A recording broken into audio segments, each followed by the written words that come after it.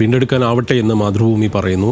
ഓരോ പത്രങ്ങളും ഇത് സംബന്ധിച്ച വാർത്തകളാണ്. ഈ വീടെന്ന സ്വപ്നം പൂവണിയാൻ വേണ്ടി ഒരുപാട് മനുഷ്യർ കാത്തിരിക്കുന്നു. അത് ഒന്നാം പേജിൽ മാതൃഭൂമി നൽകിയിരിക്കുന്നു. ഒപ്പം അന്ന് പ്രധാനമന്ത്രി പറഞ്ഞ വാചകം ഇവർ മാതൃഭൂമി ഒന്നാം പേജിൽ തന്നെ കൊടുത്തിട്ടുണ്ട്. 2024 ഓഗസ്റ്റ് 10 പറഞ്ഞത് പണം ഒരു പ്രശ്നമല്ല. പക്ഷേ പിന്നീട് ആ പണം വന്നോ വന്നില്ലേ, അല്ലെങ്കിൽ എത്ര വന്നു? 2220 കോടി രൂപ ചോദിച്ചതിൽ നിന്ന് വളരെ ചെറിയ തുകയിലേക്ക് 591 കോടിയിലേക്ക് ചുരുങ്ങുകയും അതിൻ്റെ 4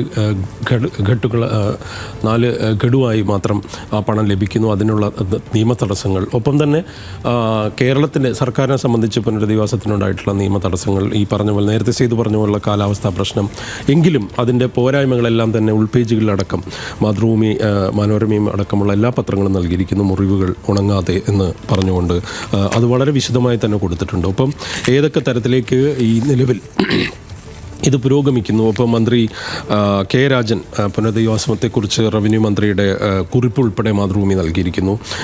എത്ര കുടുംബങ്ങൾ, 402 കുടുംബങ്ങൾ പുനരധിവാസ പട്ടികയിലുണ്ട്. അത് ഓരോ സമയത്തും എന്തൊക്കെ തരത്തിലുള്ള പുരോഗതികൾ, അല്ലെങ്കിൽ ഇതിൻ്റെ അസസ്മെൻറ്റ് ഇവാലുവേഷൻ എന്തൊക്കെ നടന്നു, അതിന് ഏതൊക്കെ തരത്തിൽ ഉദ്യോഗസ്ഥർ ഇടപെട്ടു, ഇത്തരം കാര്യങ്ങളെല്ലാം ഉണ്ട്. ഇതിൽ തന്നെ ഉള്ളത് ഏറ്റവും പ്രധാനമായിട്ട് ജനങ്ങളെ സംബന്ധിച്ചിടത്തോളം അവരുടെ വീടുകളിലേക്ക് കയറുക എന്നുള്ളതാണ്.